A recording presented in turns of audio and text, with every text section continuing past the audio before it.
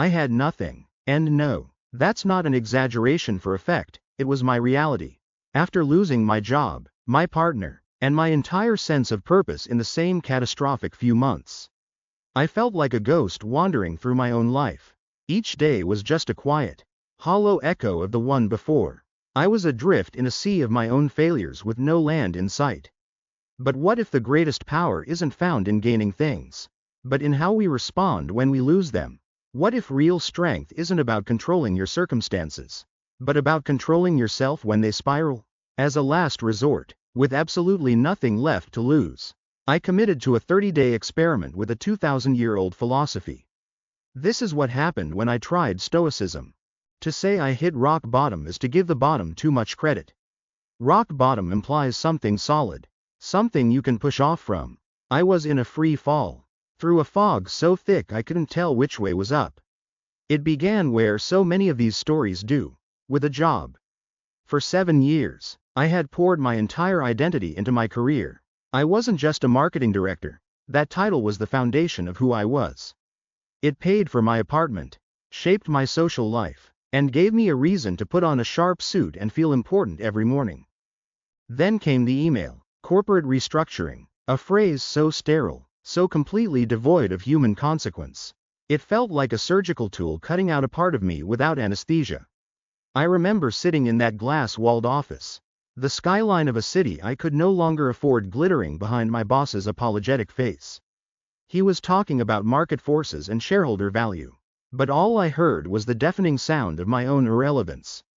I packed my entire career into a single cardboard box. A few industry awards, some pens, and a framed photo of a man who was about to lose everything else. Walking out of that building for the last time felt like being unplugged from the world. The city, which once sounded like a symphony of opportunity, now just felt like it was mocking me. That shockwave hit my relationship next. It wasn't instant, but the cracks appeared fast. My unemployment wasn't just a financial problem, it felt like a character flaw I couldn't hide. My confidence, once the thing she found most attractive, had just evaporated. I was irritable, anxious, and swallowed by a shame that was a constant, bitter taste in my mouth. Conversations about our future became tense arguments about a present I couldn't manage. My partner of 4 years tried. She'd say things like, "It's just a job," but we both knew it was more than that. It was the scaffolding that held up the man she fell in love with. The final conversation was quiet and devastatingly civil. No yelling, no slamming doors, just the slow, heartbreaking realization that the person she needed me to be was gone. And neither of us knew if he was ever coming back. We sat on the couch we picked out together, now a monument to a future that would never happen. "I feel like I'm living with a stranger," she said. The worst part was, I agreed with her. When she left, the silence in the apartment was absolute. It was a physical weight that pressed down on me from the moment I woke up to the moment I fell into a fitful sleep. In the weeks that followed, my life just shrank. The world outside felt hostile. Job applications vanished into a digital void, each one a tiny confirmation of my uselessness. Friends would call, but I'd let it ring, unable to explain the depth of my despair and unwilling to be their project. Their charity case. My days bled into one another, a featureless landscape of daytime TV, cheap takeout, and the 4 walls of my apartment that were starting to feel like a tomb. I wasn't just sad, I was hollow. My purpose, once so clearly defined by my career and my relationship, was gone. I'd look in the mirror and not recognize the tired, defeated person staring back. He was a ghost, a specter haunted by the memory of a life he used to have. Just drifting through empty rooms. Why shower? Why eat? Why bother? The emptiness was a physical ache. I was a ship without a rudder, a story without a plot. It was in that profound state of nothingness, the absolute 0 point of my life, that a tiny flicker of an idea began to form. The turning point didn't arrive in a flash of inspiration. It came in the dead of night, lit by the cold, blue glow of a laptop screen. It was 3 a.m. Another night spent spiraling down the internet's infinite scroll, a special kind of hell filled with curated success stories that just magnified my own failure. I was numb, just passively consuming content, when I stumbled on a quote from a Roman emperor, Marcus Aurelius. You have power over your mind, not outside events. Realize this, and you will find strength. Normally, I would have rolled my eyes. Fortune cookie wisdom. But in that moment, in the absolute depths of my powerlessness, the words hit differently. Power over your mind. I had been obsessed with the outside events, the job loss, the breakup. I had let them define me, crush me, and basically erase me. The idea that I had any power left, even if it was just over the chaos in my own head, felt revolutionary. Intrigued, I typed Marcus Aurelius into the search bar. That led me to Stoicism. I had a vague, and completely wrong, idea of what it meant. Being Stoic meant being emotionless, just bottling it all up. But the more I read, the more I realized how wrong I was.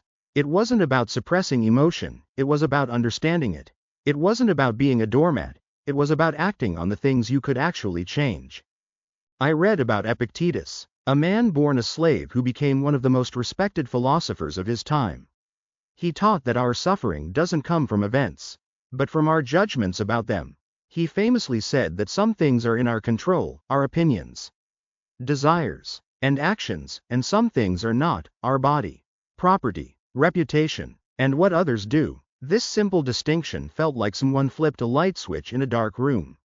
My job, my ex-partner's feelings, my reputation, all outside my control.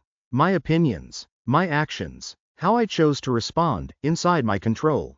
For weeks, I had been slamming my head against a wall I could never break down, completely ignoring the door standing right next to it. Then I found Seneca, a powerful statesman who wrote about overcoming adversity and the shortness of life. He argued that we don't have a short life. We just waste a lot of it on pointless anxieties. My life felt both incredibly short and completely wasted. This wasn't some life hack. It felt like a full-blown operating system for the human mind, designed for resilience. It didn't promise to get my job back or win back my ex. It promised something far more radical, that my peace of mind didn't have to depend on those things at all. It was a philosophy forged in the chaos of Roman politics, war, and plague. It was built for the real, messy world. I felt a spark, not happiness, but agency. It was the first non-negative feeling I'd had in months. Here was a system, a set of practical tools for navigating the exact despair I was drowning in. It felt like finding a survival manual on a deserted island. I had nothing to lose. My current strategy, a potent cocktail of self-pity and inertia, clearly wasn't working. So, I made a decision. I would commit, 100%, for 30 days. I wouldn't just read about Stoicism, I would try to live it. It was a last-ditch experiment. With my own broken life as the lab, I was deeply skeptical, but for the first time in a long time, I had a direction. It wasn't a grand purpose, but it was a start. The first day of my challenge felt both huge and ridiculously simple. No lightning strike from the heavens. No sudden clarity, just me, in my quiet apartment, armed with a few ancient ideas and a notebook. I decided to focus on 3 core Stoic practices: the dichotomy of control, negative visualization, and keeping a daily journal. I started with the idea that first hooked me, Epictetus's dichotomy of control. The concept is simple, but practicing it is incredibly hard. You separate everything into 2 columns, things you control, and things you don't. Then, you pour all your energy into the first column and practice accepting the second. My first test came almost immediately. An email, a rejection for a job I was actually excited about. The familiar wave of sickness washed over me, the hot flush of shame, the cold dread of failure. The old me would have let this single email ruin my entire day. Maybe my whole week. It would have been more proof of my worthlessness. But this time, I stopped. I took out my notebook and drew a line down the middle of a page. On the right, not in my control, I wrote, the hiring manager's decision. What they think of me. The other candidates. On the left, in my control, I wrote, my response to this. The effort I put into the next application. Learning a new skill today. The choice to go for a walk instead of stewing in here. Staring at that list was a revelation. Why was I letting myself be emotionally tortured by the column of things I had zero power over? It was like trying to stop the rain by yelling at the sky. Epictetus was right. My suffering came from confusing what was mine to control with what was not. I still felt the sting of rejection. Stoicism isn't a magic wand, but the downward spiral stopped. I closed the laptop, put on my shoes, and went for that walk. I acted on what I could control. This became my go-to move. When a wave of sadness about my ex hit, I did the exercise. Not in my control. Asterisk her feelings. Her choices. Asterisk in my control. Asterisk focusing on my own healing. Reconnecting with friends. When anxiety about my bank account showed up, I did the exercise. Not in my control. Asterisk the global economy. Asterisk in my control. Asterisk creating a budget. Applying for 3 more jobs today. It was a constant, moment-to-moment battle, but every time I brought my attention back to my own actions. It was a small win. I was building a new muscle. The second practice felt completely wrong. Negative visualization. Or asterisk premeditatio malorum asterisk, the premeditation of evils. This isn't about being a pessimist. It's a mental tool for building resilience and gratitude. The idea is to spend a few minutes each morning thinking about losing the things you value. My first try was clumsy. I sat on my sofa and thought about losing my apartment. I pictured the eviction notice. Packing up my stuff, having nowhere to go. It just felt awful. My anxiety spiked. But then I remembered Seneca's advice. What is unexpected is more crushing. By rehearsing misfortune, you strip it of its power to shock you. The point isn't to create anxiety, but to inoculate yourself against it. So I tried again. I imagined losing my apartment. I acknowledged the fear. Then I asked, what would I actually do? I'd call my brother. I'd put my things in storage. It would be hard and humbling. But I would endure. I would survive. By looking the worst-case scenario in the eye, I robbed it of its monstrous terror. It became a problem to be solved, not a catastrophe to be feared. But then something else happened. After thinking about losing my apartment, I looked around the small space. I noticed the morning light on the wall. The room that had felt like a prison now felt like a sanctuary. I had it today. A wave of gratitude washed over me. I started doing this every morning. I'd contemplate losing my health, which made me grateful for my body. I'd contemplate losing my internet, which made me appreciate the incredible connection I had to the world. Marcus Aurelius said to look at what you have, the things you value most, and think of how much you'd crave them if you didn't have them. This practice systematically rewired my brain from scarcity to appreciation. I hadn't gained a single new thing, but I was starting to value what I already had. The final practice tied it all together, a Stoic journal. This wasn't a diary to vent. It was a tool for self-examination. Following Seneca's lead, I set aside 15 minutes before bed to review the day with 3 questions. What happened, and how did I react? Did I use my principles? How could I have done better? What did I learn? My early entries were basically a list of my failures. Day 17. Saw an old colleague's promotion on LinkedIn. Felt a rush of anger and envy. Wasted an hour scrolling his profile and feeling sorry for myself. Total failure to apply the dichotomy of control. Focused entirely on him, not in my control, instead of my own path, in my control. Lesson. Social media is a trigger. Limit it. But slowly, the entries started to change. Day 24. Got a vague, dismissive email from a recruiter. Initial reaction. Frustration. But I paused. Realized their unprofessionalism wasn't in my control. My professional response was, wrote back a polite, 1-sentence thank you and archived it. I felt calm, in control of myself. Lesson. That pause is a superpower. The journal was where I could be honest without judgment. It's where I could see my own mental patterns, my triggers, and my flawed judgments. And by seeing them, I could start to change them. The 30 days were a gauntlet. It was a messy, frustrating process of unlearning decades of bad habits. But for the first time in forever, I felt like an active participant in my own life.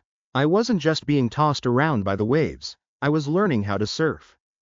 As the 30 days came to a close, I took stock. On the surface, not much had changed. Still no job, still single, bank account still a worry. By any conventional metric, I was still failing. But inside, everything was different. The ghost was gone. In his place was someone quieter, more solid, Someone who had stopped fighting the world and started working on himself. The transformation wasn't about becoming emotionless. I actually felt things more clearly. The difference was, my feelings no longer had a death grip on my actions. A wave of sadness could come, but it was just a wave. I could watch it, acknowledge it, and let it pass without it drowning me. By questioning my own judgments, I was cutting the puppet strings that let external events jerk me around. My idea of failure had completely changed. Before, every rejection was a verdict on my self-worth. Now, I saw setbacks differently. I started to internalize what Marcus Aurelius said, the impediment to action advances action. What stands in the way becomes the way. That single idea flipped a switch in my brain. A rejection wasn't a dead end, it was data. It was a chance to practice resilience. An obstacle wasn't something to rage against, it was part of the path forward.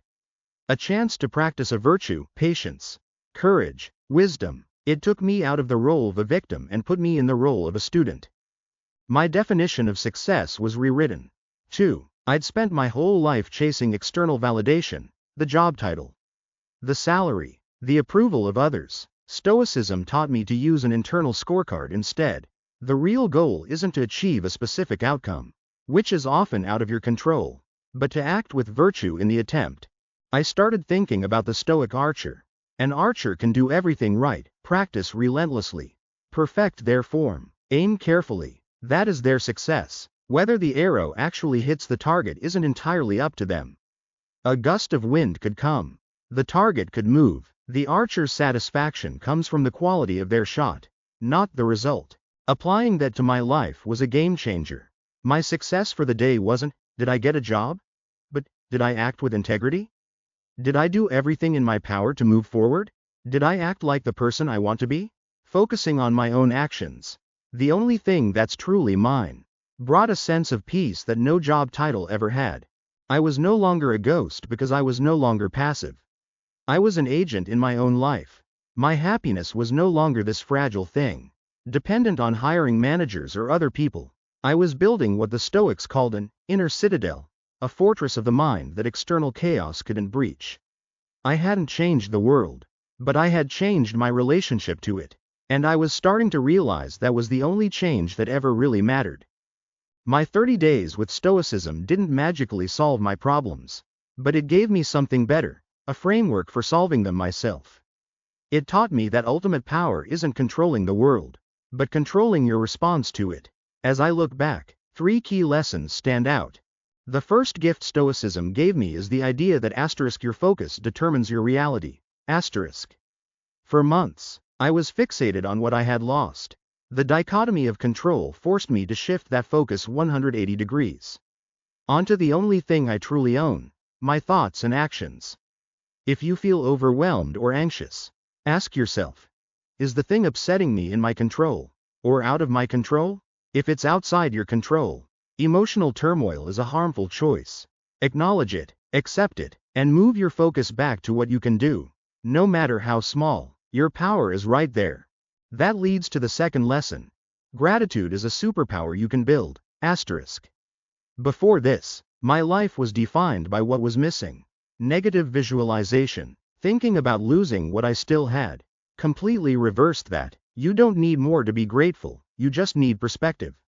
Look at what you have right now, your health, a roof over your head, the ability to see this. Imagine it's gone, then open your eyes and feel its value. It can transform a mindset of scarcity into one of abundance, without changing a single thing around you. But maybe the biggest shift for me was this. The obstacle is the way. We're taught to see problems as roadblocks to our happiness. Stoicism reframes them as the raw material for our growth. Every frustration is a chance to practice patience. Every setback is a chance to build resilience. Life isn't happening to you, it's happening for you, presenting you with the perfect challenges you need to grow. Don't resent your obstacles, learn from them, they are the way. If any of this resonates with you, if you've ever felt lost or powerless, I invite you to try your own experiment. You don't need 30 days or a library of ancient texts. Start small. For the next 24 hours, just try one thing. Maybe it's the dichotomy of control. Every time you feel a negative emotion, just ask yourself if it's in your control or not. See how it feels to consciously shift your focus. Or, tonight, instead of scrolling on your phone before bed, just write down 3 things that happened today that you're genuinely grateful for. This philosophy isn't just an academic curiosity, it's a practical art of living. It's about finding freedom and resilience in a chaotic world. My journey is far from over. But I'm no longer adrift. I have an anchor and a compass. The storm might still rage, but I'm learning to be a better sailor. I'd love to hear from you. In the comments below, share one obstacle you're facing, and how you might apply one of these ideas to it. Sharing our struggles is the first step toward overcoming them together. Thanks for watching.